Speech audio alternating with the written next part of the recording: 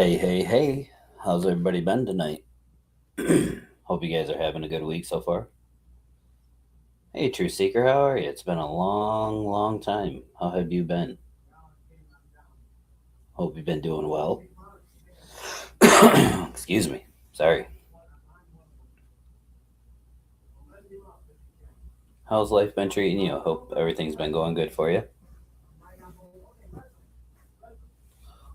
Stacy's mom, how's it going tonight? Have you paid attention to any of this Iran stuff? Or Iran? You gotta say it correctly these days.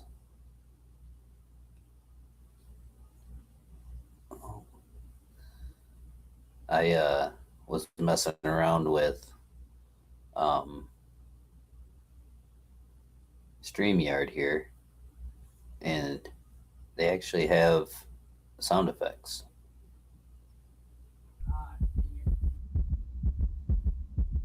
Can't really get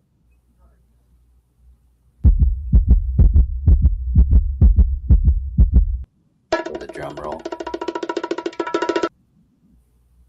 Got the gong.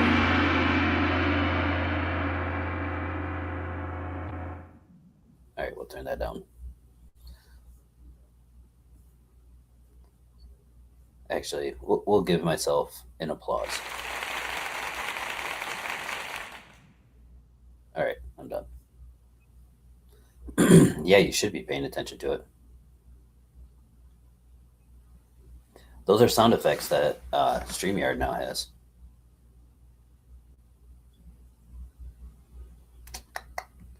What song is this? Get some background music going. Yeah, we can do that. Yeah, you should be paying attention to what's going on over in Iran. We have some serious firepower over there, and I mean serious firepower over there right now, and literally nobody's talking about it.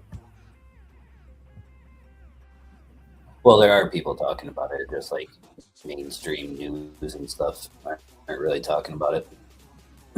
We just had one of our largest aircraft carriers come all the way over from the other side of the world, steaming full steam ahead over there. It's taken them a week to get there. They just showed up, and as soon as they showed up, they turned off their tracking. And now that people, not even Iran, know where they're at, which I'm sure they do, but I mean, um, it's just the amount of firepower that we brought in for whatever's about to go down is absolutely amazing. Give me a second. I want to try finding. What? I want to try finding the video that I was watching earlier today.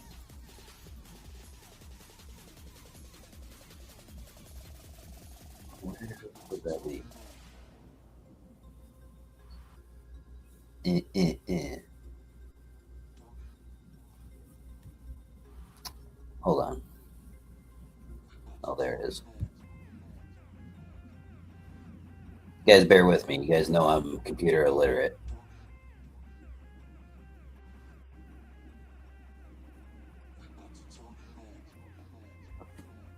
I think I think that's why they're blowing up such a big deal about everything that's going on over in Minnesota and making that such a huge deal right now because we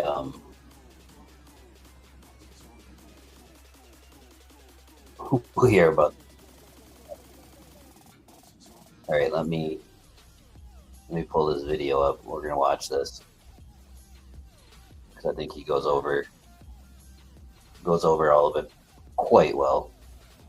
He's been following it, so if you guys want to keep up on the Iran stuff, remember there's the 2CTV, and then this guy's been doing a pretty good job on keeping up with it as well. Let me see if I'll put this full screen.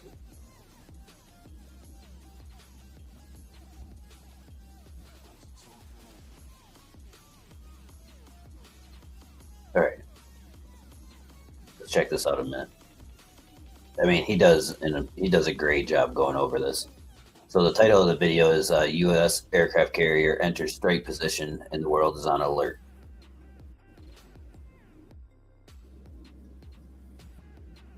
You guys are doing great wherever you're watching this from today. I'm filming this on January 22nd, and we have big news. As a U.S. aircraft carrier has now moved into strike position to launch strikes on Iran if the Islamic dictatorship in Iran. It is now the USS Abraham Lincoln has reached its point of where it can launch the planes in the CENTCOM area of responsibility. So we're going to get into all of that. We also have many, many more updates. We've got details on the ship. Plus, we have a secret drone.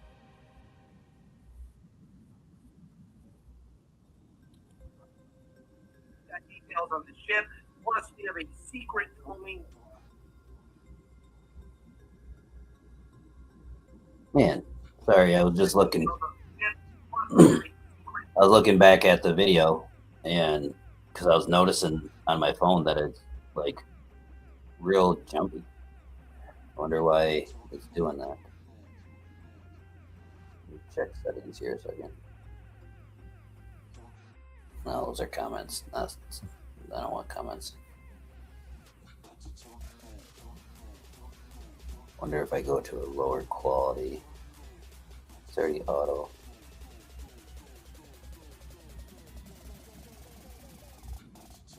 Huh. Let's see. In this video, so we've got a lot to talk about.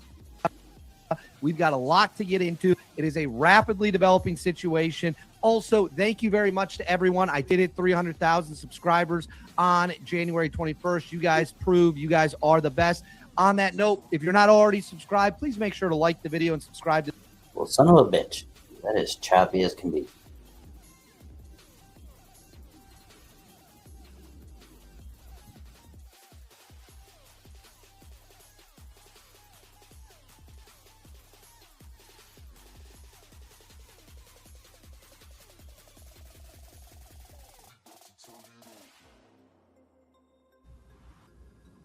All right, you're just gonna have to bear with me on this, I guess. It's choppy as hell, and I gotta change the settings on this. And I don't want to do it in the middle of a live stream. So we'll listen to it. Forgive me for the video on it, but if you guys want to go check it out, his YouTube channel. To the page, huge boost to the channel. Is Hookstead, David Hookstead. It's all at the bottom of the screen here. Those are his socials. So if you guys want to go check him out, he does a real good job. And then you can, if you want to watch the video and look a little bit clear and not jumping all over the place, then comment with your thoughts below. What do you think the aircraft carrier showing up means? Do you think the strikes will happen this weekend? What should President Donald Trump order? Let me know in the comments below. Instagram, David_Hookstead, X D Hookstead. That's where you can find me on social media. My DMs are wide open. Please reach out with whatever you got. Now, let's get into it. As viewers of the channel know, the United States military has been flooding resources and military assets into the regions, including more ships, more aircraft, fighter jets, refueling tankers, cargo planes carrying air defense. Why do you need to do this? Well, if you believe war is imminent, if you believe strikes are imminent, you need to build up your resources in the region, not just to launch the strikes, which is what we are clearly getting ready to do, but it is also to defend an Iranian counterattack, which would be launched with ballistic missiles. So we want to make sure we have enough to hit the regime hard and then shoot down whatever is coming. That takes time. So we are about a week into the buildup, and we got the planes there pretty much right away. The big question is, when would the aircraft carriers show up? When would the USS Abraham Lincoln arrived. So I'm going to put this on the screen. So the USS Abraham Lincoln is our most like high tech, filled to the brim with firepower aircraft carrier that's out there. This aircraft carrier could probably fight a small war all by itself. I think in this video, he lists off everything that's on the aircraft carrier itself. But what a lot of people don't understand is that like this has been going on for almost 3 weeks now. Like we'll go over a couple of things here on X because they show you some photos and stuff on there. But you know, like they're estimating right now that in the last 3 weeks, excuse me, man, in the last 3 weeks, almost 20,000 or more civilians have died. And it's under martial law. This is in a country that like their civilians aren't allowed to walk around with guns or weapons of any sort to defend themselves. So right now, the Ayatollah is running through the streets and just mowing people down. And like there's videos on X showing not like of the people actually getting shot and stuff, but you can hear like all the machine gun fire in the background and people running and screaming and everything like that. We'll watch a video here of a lady talking about how her granddaughter just went outside to watch the protest that was going on. She was only 19 years old, and the Islamic regime, the IRGC, had came running in and shot her twice in both her legs. And she wasn't even doing anything. She wasn't protesting or nothing. She was just standing there watching the things that were going on, and she had just went outside. And like, wait till you hear this lady's voice and the struggle that she's in. You know, like, and nobody's saying anything about it. There's tens of thousands of people. They're actually estimating that there's upwards of actually 60,000 people that have been just mowed down in the streets. And now the whole entire country is under martial law. It's under a complete blackout. So there's no internet, there's no telephone, there's no nothing. Like the IRGC had shut down everything. They're going door to door, going into people's houses, checking their phones, and if they find something on there that they don't like, they're just straight up murdering them right there. They don't even have any opportunity to do anything or defend themselves or anything. They don't even have weapons. They have nothing. And they're just going door to door. Like I said, they're going like shop to shop, doing everything, checking to see if they have Starlink. The IRGC has shut down Elon Musk's Starlink that he had put up over there, or brought up over there. So a bunch of people had Starlink, and they started using that to get out a lot of the information, and then they went through and shut down the Starlink. And so now it's just a complete blackout. People like can't call to find out if their family's alive or passed away or what's going on. And then on top of that, the IRGC are putting people in body bags, and the people aren't even completely dead yet. They're just putting them in the body bags and then letting them die in the body bags. They're zipping them up and leaving them in there. There's people that are coming there to claim their dead family's bodies, and they can hear the moans and everything and the gurgling and stuff of people in the bags that still haven't died yet. They're just putting them in there and just letting them suffer and die right there. Then on top of that, they're charging people $1,000 just to get their family members back. And the messed up thing about over there is that in their currency, it's like 1.8 million, whatever. I don't remember what their currency is over there, but it's like 1.8 million to every one of our dollars. And so they're charging the equivalent of $1,000 to make these families pay to get their family members that they shot on the streets back, so they can have funerals and bury them and everything like that. And then if they come and claim their family members and they find out that they did anything wrong, they're executing them right there. And then last week, Trump was already prepared to hit, and he had a whole strike package and everything ready. You know, there's been millions of people on the street that are protesting and everything, and he was ready to hit. but what ended up happening is that Israel and a few of the Middle East countries over there that are our allies had said, hey, don't do it yet. We're not ready. Like, the hit that you're going to do is not going to take out the Ayatollah and, do a regime change.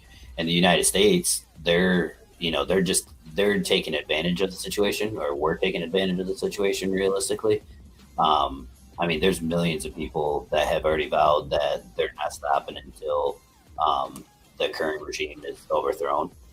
And because the Islamic government over there, they're Arab, and the people of Iran, they're not Arab. A lot of them there are Persian. So like, you have a completely different culture that's really ruling over another set of culture. And so like, all these Persians and everything are rising up, and like I said, there's millions and millions and millions of them on the street. And I'm not just talking about protests like you're seeing here in the United States of a few thousand people. I'm talking millions of people that you see for miles and miles down every single street, like just out there. They're taking down buildings, they're taking down news stations, they're taking down and they're giving their own lives, obviously, for this cause. Like, there's 60,000 of them that have been mowed down, and just completely destroyed. So, the United States is just kind of taking advantage of the situation, because the crown prince, the one that his father was actually running the country before the United States, the CIA went in and overthrew him, the king. We went in and overthrew the king and put the current regime in charge, that's in charge now. And now we're going in and trying to overthrow the current regime and get back to that king's son, which is Prince Pahlavi, or Pahlavi. I'm going to butcher his name. But so now that we're trying to get it back to him, and what he's saying is that, you would have to go and like pay attention to everything that he's saying, but he's basically saying that he wants to be allies with everyone over in the Middle East. He was been in exile for like the last 40 years. He's never been able to go back to Iran, but now that people are in the streets like chanting for him and are wanting him to come back and take over the country and run the country. But what he said is he's going to come back and run the country for however long necessary, until they get their government in place, and then they get the people that end up wanting to run for president, and then there will be a democratic election. But he wants to take out all these terrorism factions that are over there, because I don't think everybody realizes, Iran is the central hub for all terrorism in the world, and that's not a joke. They're in charge of Hezbollah, they're in charge of Hamas, they're in charge of the Houthis. Like, they are the central hub for terrorism. Is that regime that's in charge over there right now. So if the United States can go in and take them out, then we're slowly picking away on the actual war on terrorism, which we had a quote unquote 20-year war on them already, or on that already. But one of the things that's irritating the shit out of me is that everything that's happening in the streets over there right now, it's the country's own government killing its own people, and there's nobody out on the streets talking about it, protesting about it. It's not all over the news. I want to know where all these yahoos that were protesting for Gaza and all this other shit, where are they? They're literally like, maybe not right next door neighbors, but they're right there. You know what I mean? Like, the people of Iran are getting literally murdered by their own government, by the thousands a day, tens of thousands every couple of days, and nobody's saying anything about it. So where are all the pro-Palestinians that were all up in arms because Israel was fighting back against something that happened to them? This is their own government that's killing them, and nobody's saying anything. And then on top of that, we're rushing in an amount of firepower right now that could handle World War III all by itself. And that's not an exaggeration. I think people are starting to really realize what type of war or war machines that we have after what happened to Venezuela. The things that we're capable of doing, and like I said in this video, I think he's going to go through some of the aircraft that are on there. We have aircraft that can go through and jam every single signal in an entire city. We have aircraft that can be staring down the barrel of a missile that just got launched at it, and it can send out a little shock wave to confuse the missile, and the missile will just drop to the ground. And we have the direct energy weapons, like they were talking about, that the people in Venezuela, the guys that were protecting Maduro, they were talking about how they got viciously nauseous. People started bleeding from their nose. That's a direct energy weapon. And like if you watch any of Trump's speeches here lately, he's talking like just in Davos, he talked about how there's weapons that he can't even talk about, and there's a reason for that. There's things out there that they can talk about, and like missiles and stuff that are going out that nobody even knows anything about. So if you look at the world stage right now, even with this Greenland stuff, literally the might of America, the power that we have militarily, everybody in the world knows that they don't have a chance against America, period. And that's why Trump's throwing around his weight, doing what he's doing, because he can. I think like everything that's going on in Minnesota is directly taking away the attention from what's going on here. I don't think the administration wants everybody to see what we're setting up for and what we're about to do and how we're about to do it and what we're planning on doing. Like, imagine the news headlines if the news actually got a hold of the fact that Trump's actually helping with a regime change in Iran now, where he just got done doing it in Venezuela. So instead, they strum up all this shit that's going on in Minnesota to get away from everybody's attention, because the right and the left are going to be pissed off about this. Me personally, I'm happy this is happening, because the people of Iran deserve a better government than somebody that's just going to mow them all down. Like they're just nothing. They're not human souls whatsoever. You can say what you want about the American government, but we're not doing that. The only people that are getting shot is people that are trying to run our police officers and our ICE agents with the car. But it's just, it drives me crazy that for a year and a half, all we heard about was Gaza and Hamas and the Palestinians and blah, blah, blah, blah, fucking blah.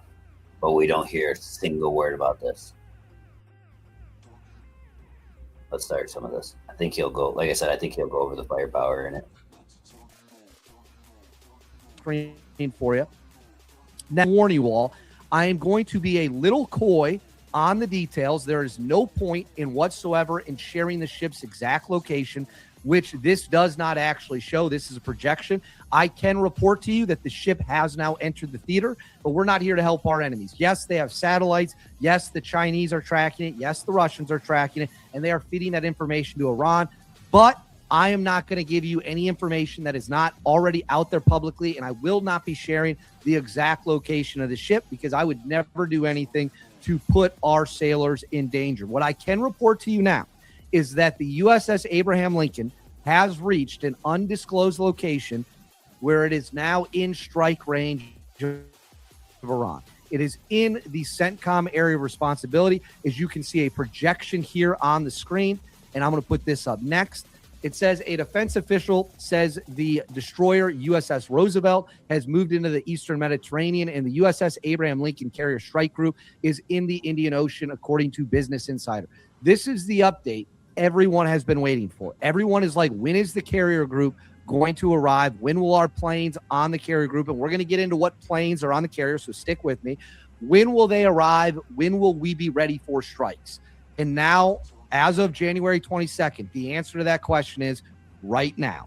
The USS Abraham Lincoln, one of the most powerful aircraft carriers in the United States arsenal, more powerful than any foreign aircraft carrier, more powerful than anything Russia or China or the Brits or the French have, by far is now in theater, ready to conduct strikes. And I want to stress to you again, we're not going to talk about the specific location because that puts our brave men and women at danger. So I'm not going to do that. Now, on that note, I'm going to put this up on the screen for you here.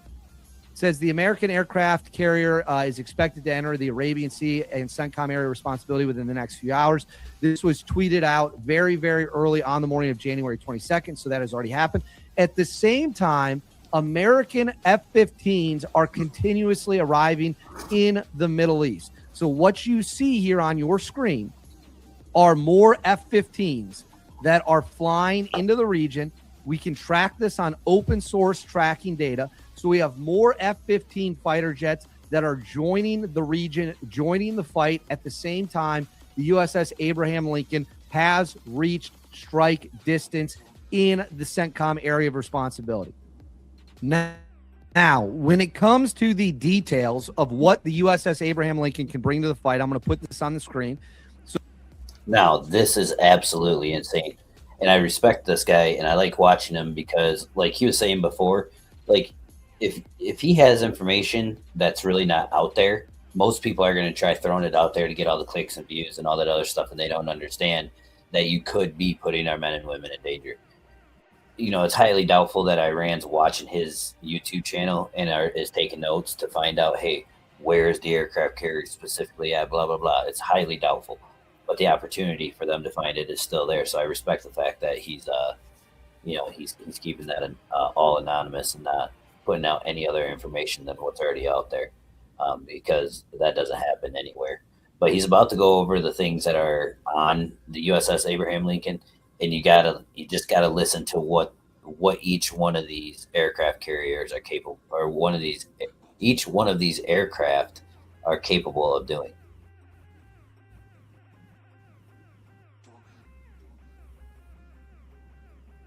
So for those of you who are unfamiliar with the USS Abraham Lincoln, it is the 5th Nimitz-class aircraft carrier in the United States Navy. She's the 3rd Navy ship to have been named after former President Abraham Lincoln. Her home port is NAS North Island, San Diego, California. She's a member of the Pacific Fleet. Her administratively responsible commander, Naval Air Forces Pacific, operationally serves as the flagship of Carrier Strike Group 3 and host to the Carrier Air Wing 9. So if we scroll down here, this aircraft carrier is loaded with a variety of different highly advanced fighter jets. We have 2 different squadrons of F-18s. One is an F-18E, one is an F-18F. We have a squadron of F-35Cs. So we have another squadron of So the F-18Es, Super Hornets that he's talking about here, I believe the E is for the electronics or electronical. I think they're the ones that have the radar jamming on them. They're the ones that just completely allow our fighter jets to come in there completely unexpected and undetected. And then the F-18 Fs are the fighter jets. They're the ones that are designed for the dogfights, for the bombing, and all that other stuff. The F-35C Lightnings, those are undetectable by any radar right now. They're the ones that can go in and they can shut down jets that are sitting on the ground preparing to take off. They can shut those down by scrambling their electronics. They can go in and they can disengage rocket systems. And what these planes do is, like, as soon as they come on site, they start scanning right away. And as soon as they start scanning, they start picking everything up and they start relaying them back to all the other jets that are behind them. So like the F-18s will be flying in behind the F-18s will be flying in behind the F-35s, because the F-35s will be going in completely undetectable, and they'll be scrambling everything, they'll be jamming everything, they'll be detecting everything, and if they really wanted to, they could launch missiles, and because they have everything jammed up, that these missiles could completely go undetected all the way to the point where the people wouldn't know until they're getting hit with the missile. And that's just the F-35 alone. Then you have the F-18E, which is the one that follows in behind it, that starts jamming everything else and starts, completely shutting down systems on radars and all sorts of different things. And then you have the fighter jets coming in behind them, and then that's just the first three types of jets that we have. We also have others. We have the E-18 Growler. Then we have two other tankers, and then I'll let them finish. F-18Es. We have a squadron of E-18 18Gs, which are the F-18 variant that is designed specifically for electronic warfare. On top of that, so the EA-18G, the Growlers, are the ones for the electronic warfare, not the F-18Es. We've got the E-2D Hawkeyes. Then we've got the helicopters, 2 helicopter squadrons of the MH-60 Seahawks, which are great for search and rescue, recon, things of that nature. So we have... So, like, those Seahawks are the ones that are going to be taking troops in and out. So, like, those Seahawks are the ones that you've seen on the videos of during Maduro, that you've seen, the big, like, Chinook-looking ones. Early warning systems. We've got conventional fighter jets with the F-18s. We've got stealth fighters with the F-35s, the most advanced stealth platform of its kind on the planet. It is designed to defeat hostile air defenses. It does a different job than the F-22. The F-22 is also a very, very, very highly advanced stealth fighter. So what we are bringing to the fight on this aircraft carrier should have the Iranian leadership absolutely terrified. They do not have the ability to fight something like this. They don't have the ability to even stop or delay something like this. There's more firepower on this one carrier than there is in the entire Iranian Air Force. So we've got stealth capabilities. We've got electric jamming capabilities. We have all the capabilities we need to unleash hell on earth on the Iranian dictatorship if President Trump makes the decision to give. Now, let me emphasize on the fact that that's just what's on this aircraft carrier. That's not all that's on all the bases that are in and around Iran. You got to remember, we have bases in Syria, we have bases in Qatar, we have bases in Iraq, we have bases all over the place over there. And those are holding our bombers, those are holding more jets, more firepower. Like, it's insane when you start thinking about, like, what's going on right now. And nobody's talking about it. Give that order.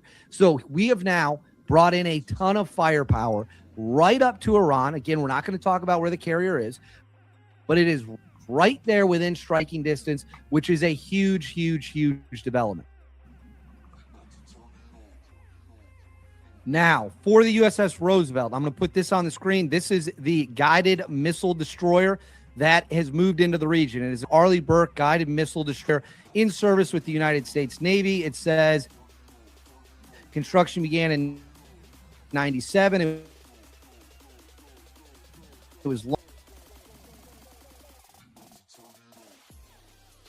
in October of 2020.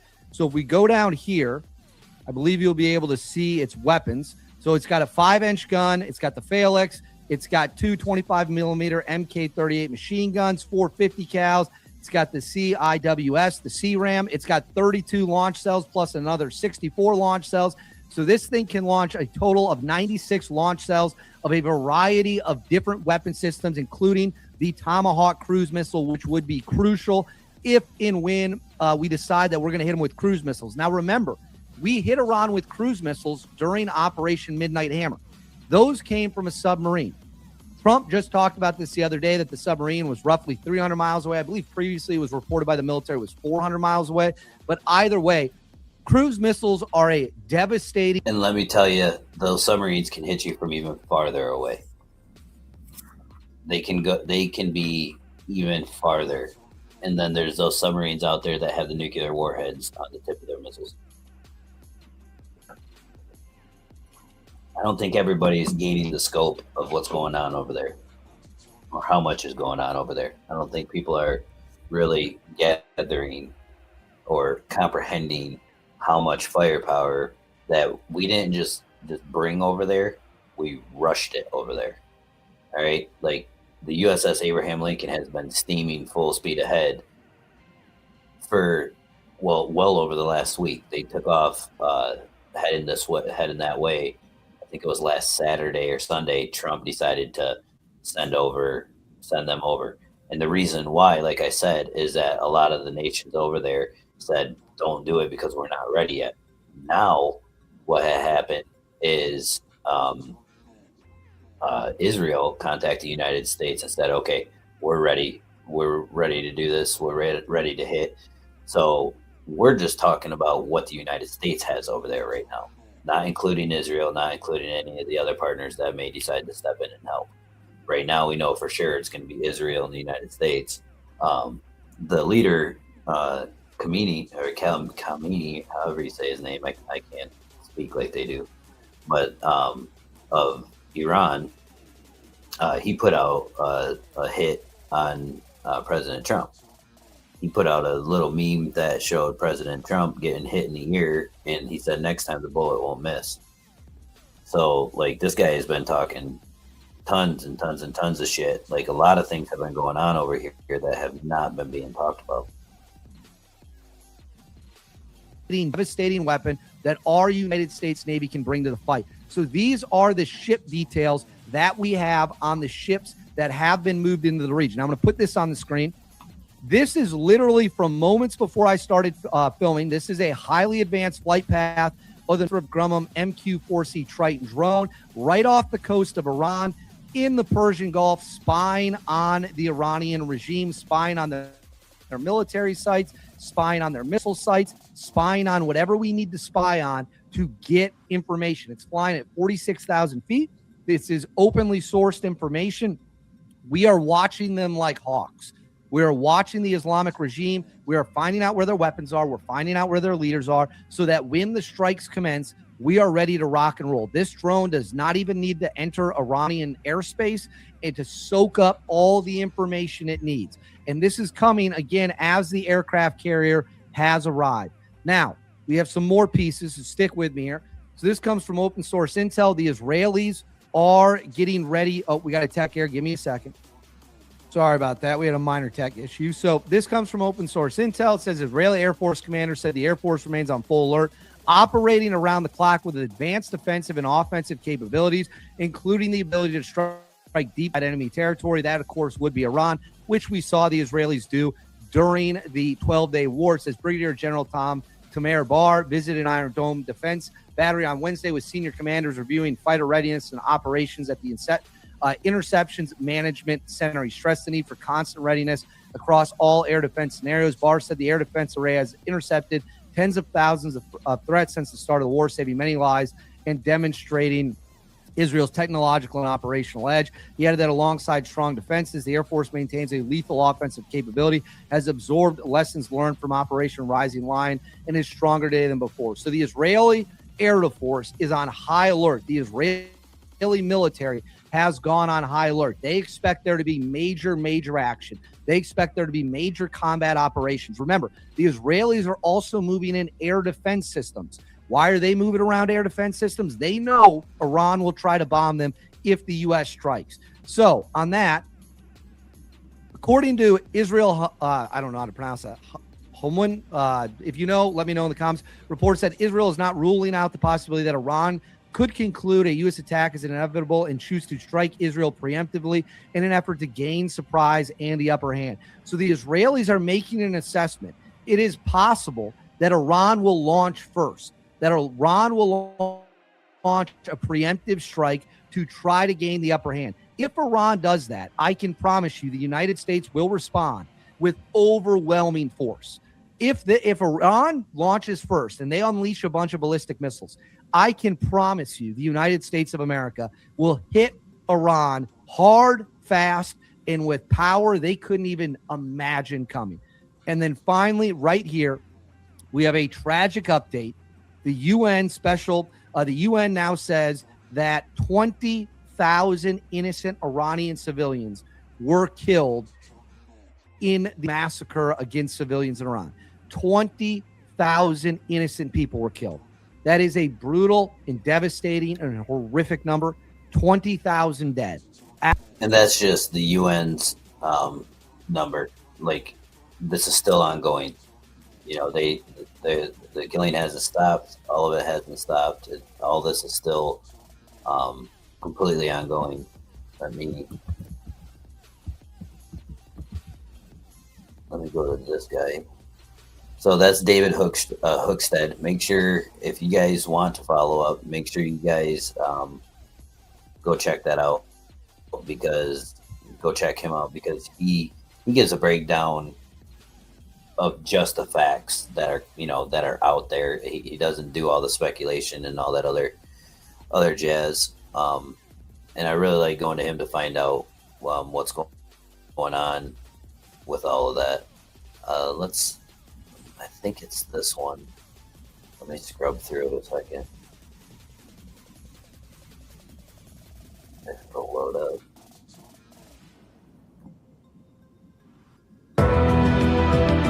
So this guy here is 2C TV. You guys can go over and check him out. He's really good. He's been covering this for a while now. His father's actually over in Tehran, the capital of Iran. So he's following this very closely. He's been able to be in contact with his dad from time to time, but then he loses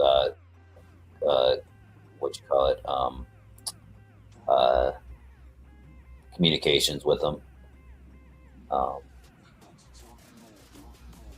trying to scrub through this so I can get to where he had listened to the, I think it was this one, maybe it was his other recent one. Let's see.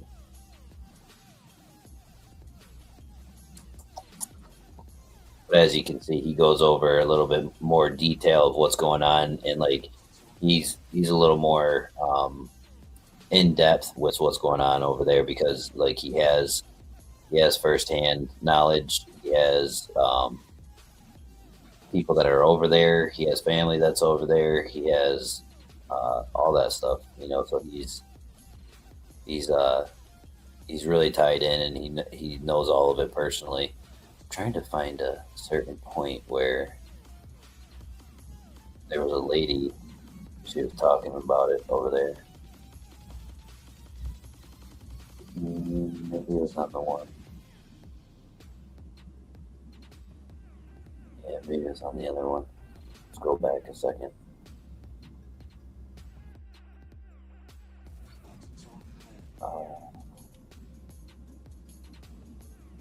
That was 2 days ago. Now why did I go back to that? Maybe it was in this one here. And as you can see by the red play bars that are at the bottom of all the screen,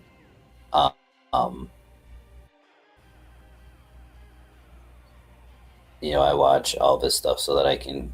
Oh yeah, here we go.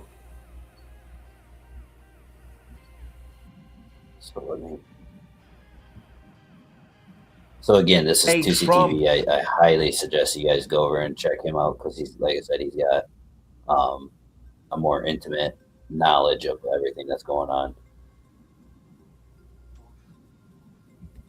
It's going to be dark, but it's very important. English subtitles.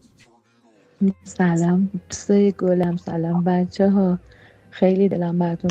So it says, hi all my friends, I missed you all so much. It's been a while since we lost connection. تنگ شده بود، خیلی وقت بود نتمون قطع شده بود. الان یه دفعه ساعت 12 همینجوری زدم از I just طریق randomly tried at midnight and it worked using a German filter. آلمان فیلتر شکرم روشن شد. پیاما همتون رو Says, دیدم. I saw all your messages. Thank you. قربون تک تکتون برم که خارج از ایران. All for supporting us from outside Iran. Can you do anything? And so now she's saying she thanks you all for supporting us, and from outside Iran, can you help us? Is basically what she's asking. And this was a message just today that had gotten out to another channel that's covering all of it. And it got to her, and she ended up. I don't want to keep stopping it, because I want you guys to hear everything in this lady's voice. I know you can't understand it, but again, like if you want to read the subtitles, they're on the screen here. But you can also go watch the video over on 2C TV. But this is a lady that describes her granddaughter getting shot.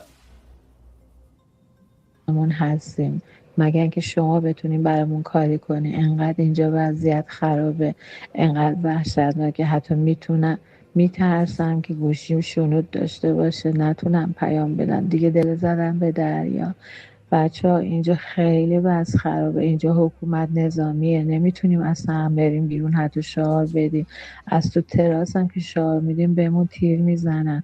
بعد میخوایم بریم بیرون حتی خرید. So what she said so far is that, you know, she's scared that you've been sending that message out, because she's afraid that her phone's being tapped. They're under martial law. They can't go out, not even to protest or do anything. And they're not even letting them go out to go shopping. And she's scared. بکنیم تفتیش میکنن، همه جامونو میگردن، رخت لباس دست میبالن، بعد کیفمونو گوشیمونو با میکنن، پیاما رو ببینن، ترسمون مجبوریم همه چی پاک کنیم. خلاصه اوضاع خیلی خرابه، مردم نمیتونن برن. یعنی وقتی اگه 2 نفر، همین نوه من ساغر که الان 19 سالشه میره بیرون، 2 دفعه تا حالا ساچمه خورده تو پاش، موهاش انقدر کنده، ساناز دیگه رفته، انقدر جیغ و داد کرده که این کاری نمیکنه، بچه است، چیزی نداره، فقط وایساده داره نگاه میکنه که شما پیش تا فرش داشتیم آوردیمش خونه. So instead of letting her go to the hospital, they actually brought her home. So she got shot in her legs twice, and people were screaming and yelling, saying that she's just a child, she's just a child. And then that's the only reason why the IRGC didn't actually kill her.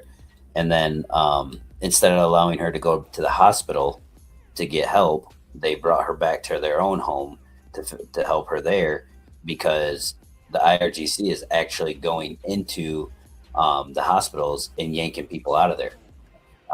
Even if they're injured, if they're on their deathbeds, it doesn't matter. They're going in and they're yanking people out of the hospitals. So here so far, she talked about, let me go back just a second. She goes, they can't go outside even to protest. And then she goes, she can't believe this happened twice in a lifetime. First during her childhood. So imagine that. When she was a child is when the first regime change happened.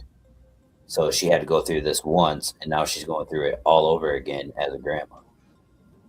این دوران میگذرونی، یک سری بچگی، انقلاب و جنگ، حالا اینجوری باید بچه هامون رو ببینیم دارن میکشن. میترسم اصلا برم یه نون بخرم، انقدر که بدجور، نمیدونی چجوری لباس پوشیدن با توپ و تایم تو خیابونم، زره پوشیدن، بعد ما دست خالی، اونا هم وقت از ما میترسن، ما باید از اونا بترسیم. ولی خلاص خدا به دادمون برسه. تو رو خدا شما هممون از اونجا داشته باشیم، شاید انشالله خدا کمکمون کنه.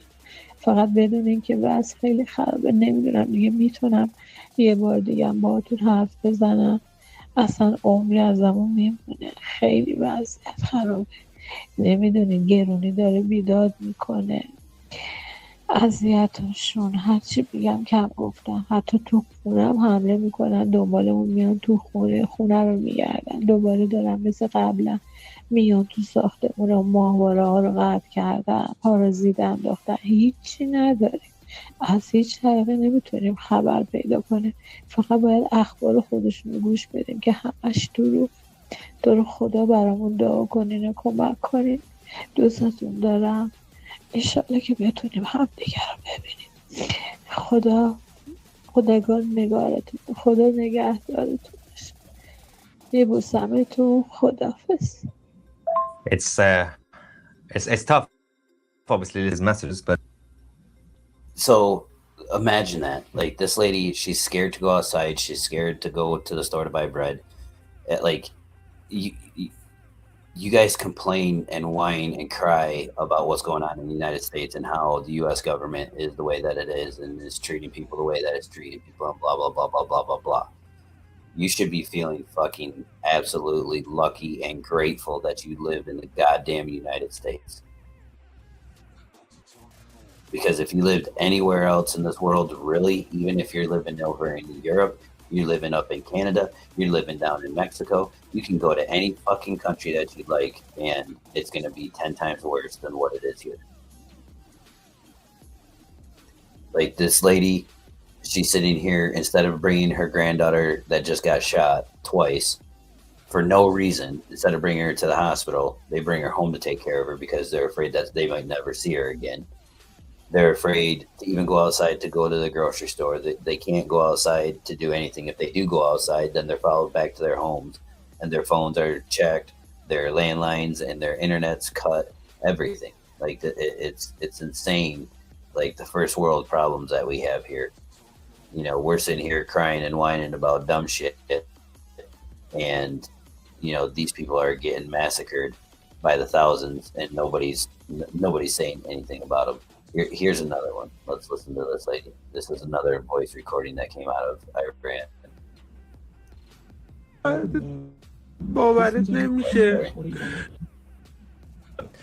But if I were President Trump, I would do that. If I were the president, I would offer something first. Have a conversation first, corner them, because it's a lose-lose for the Iranian regime. If they accept it, then they accept it, they're done. If they don't, then they will be annihilated. So, but we don't know exactly how it's going to go. The next 24 hours is the final build-up, and any moment you might get a preemptive attack. Quickly go to another message. Let's go to Iran. This is someone from Iran, someone outside, saying that the regime is stuffing wounded citizens into body bags alive before they're officially dead. And this has been reported many times over the last few days, by the way. People can hear them moaning inside the body bags. Let's quickly go to this. Ongoing development, everything's kicking. So that's Raza Pahlavi, this guy right here. He's the crown prince. He's the guy that's supposed to be getting put in charge. Let me go back to where it was at.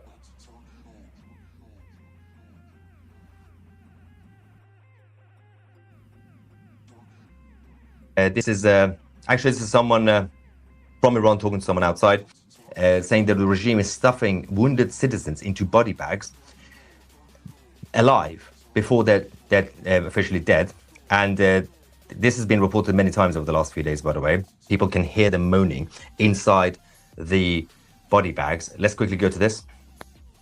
مریم اصلا یه چیزی بهت بگم باورت نمیشه. یکی از بچه ها میگفت تو سردخونه صدای ناله میاد، حتی باز نمیکنن. معلوم نیست اون زیر بچه ها چجوری دارن بال میزن.